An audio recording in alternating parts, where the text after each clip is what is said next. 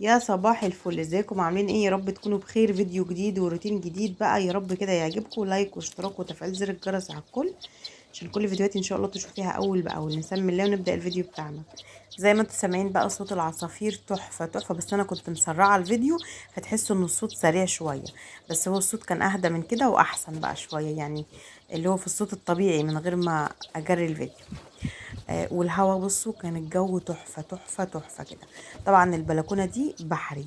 الزينة اللي انتوا شايفينها دي من رمضان، ما شلتهاش لسه، يعني حسيت ان هي عاملة جو حلو كده في البلكونة فسبتها.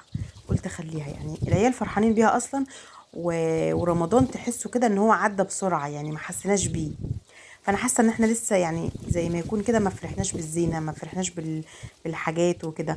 طبعا الزينة اللي هي حبال النور وكده دي شلتها خالص، يعني ملهاش لازمة بقى، يعني شلتها ان شاء الله لرمضان الجاي بإذن الله. يعني ربنا يدينا ويديكوا طولة العمر، ربنا يدينا ويديكوا طولة العمر ونجيب كل سنة أحسن وأحسن وأحسن.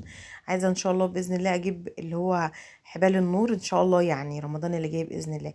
اللي هي بقى ايه الطويلة اللي احنا يعني بصوا، الحبل اللي هو كذا حبل في بعضه كده. بس اكون مأجروه يعني من الفراشة، او فاهمين. ان شاء الله باذن الله في نيتي ان انا هعمل كده عشان افرح العيال، اصل الزينه دي فرحه. المهم بعد ما نشرت كده وصحيت من النوم، كنت صاحيه بدري مش بدري قوي، كانت تقريبا الساعه 9 الصبح. فكان عندي هدوم زي ما انتم شايفين كده نشرت. وبص انا في الطبيعي لما بطلع انشر في البلكونه بحب اقعد فيها شويه، اعمل فنجان القهوه كده زي ما انتم شايفين واطلع اقعد في البلكونه، وهو ده اللي انا عملته. طلعت قعدت شويه في البلكونه وبعد كده بقى قمت بقى دخلت على المطبخ. قلت هعمل ايه النهارده؟ هعمل ان شاء الله باميه باللحمه. تمام.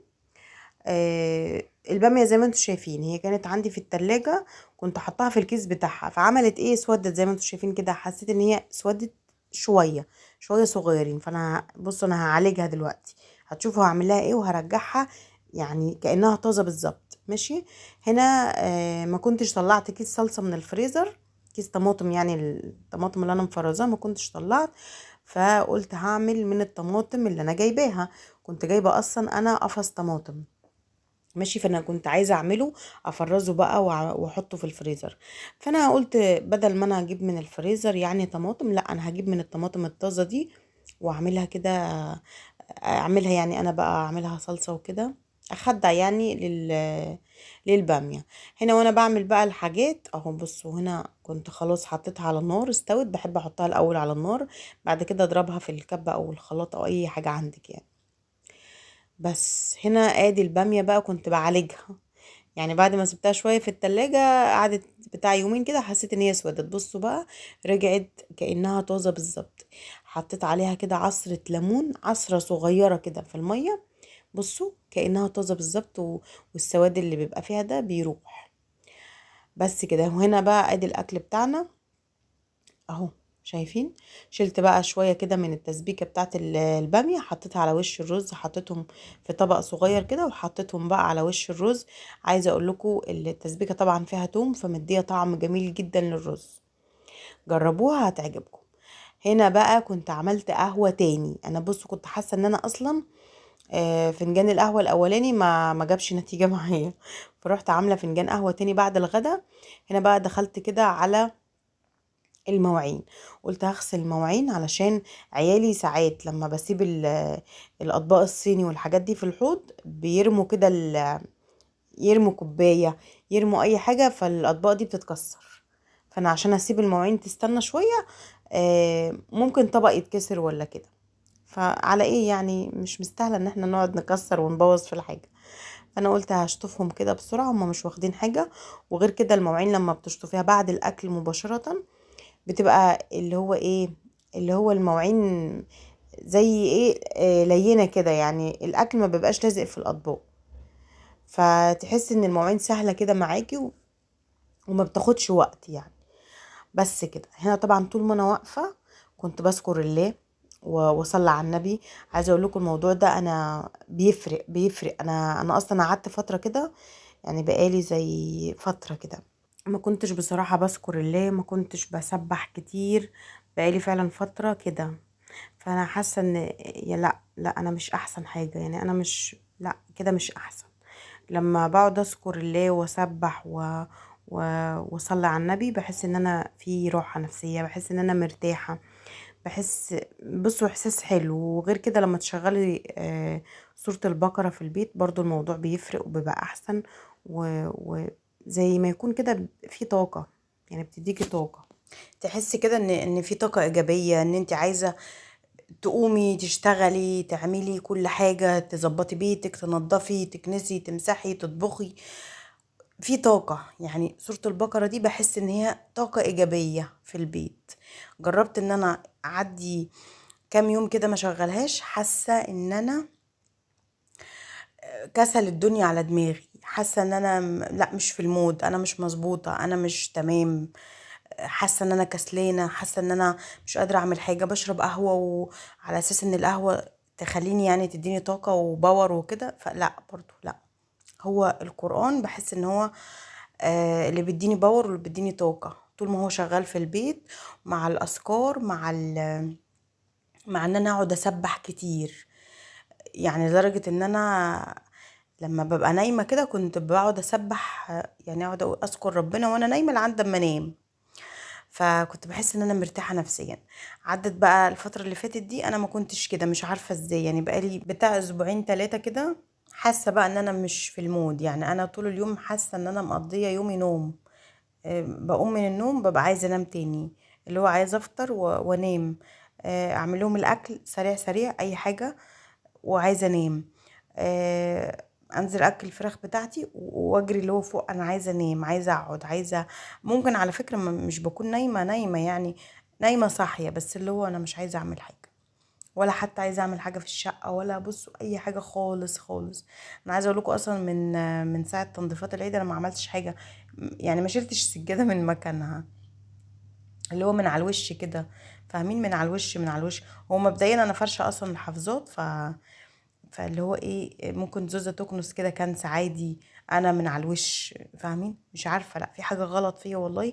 من ساعه ما سوره البقره اصلا ما بقيتش اشغلها في البيت زي الاول، لان انا كنت الاول مشغلاها على فلاشه، او مش عارفه بتاعه كده، هي مش فلاشه بس حاجه زي الكارت كده، بحطها في السماعه بتشتغل بقى، بتفضل طول اليوم شغاله. فانا بقى مش لاقياها، العيال شالوها من السماعه، فانا مش لاقياها، فعماله ادور عليها.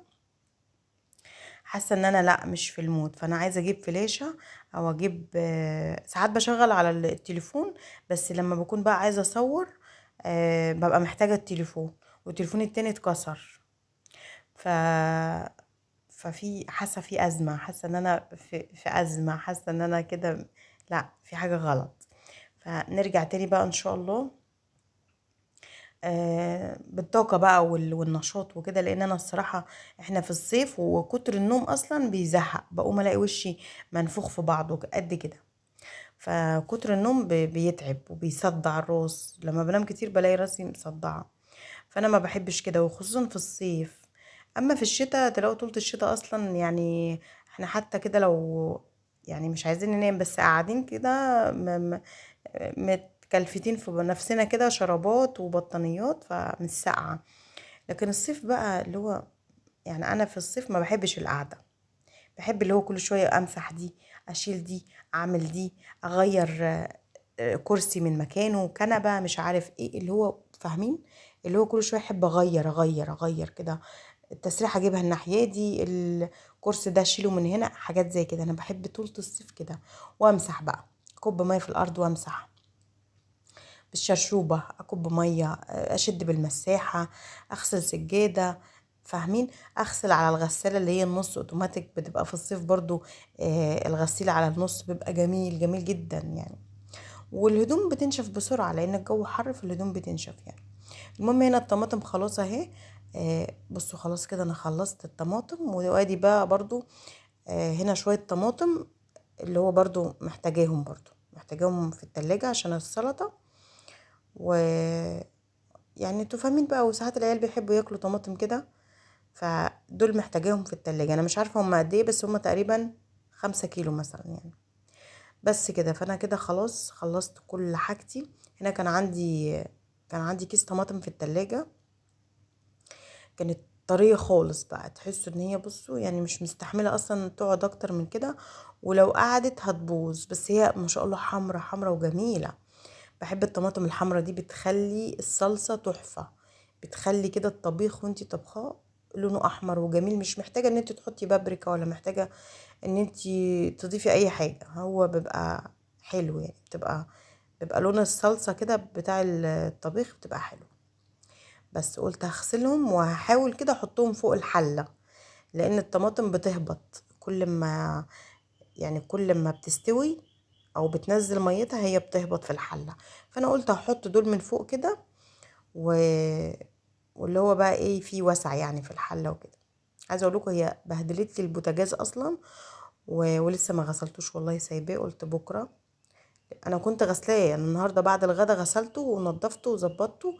بس لما جيت عملت الطماطم اتبهدل تاني. العين اللي هي كنت بعمل عليها حط عليها الحلة اتبهدلت خالص بقى. كنت كل شوية بشيل بالطبق كده مية من المية اللي هي الطماطم نزلتها. انا ما ضفتش مية على فكرة في الحلة، كنت اهو بصوا ما ضفتش اي مية خالص، هي الطماطم كانت منزلة مية اهي. بس كده الفيديو خلص، اشوفكم على الف خير، يلا سلام عليكم.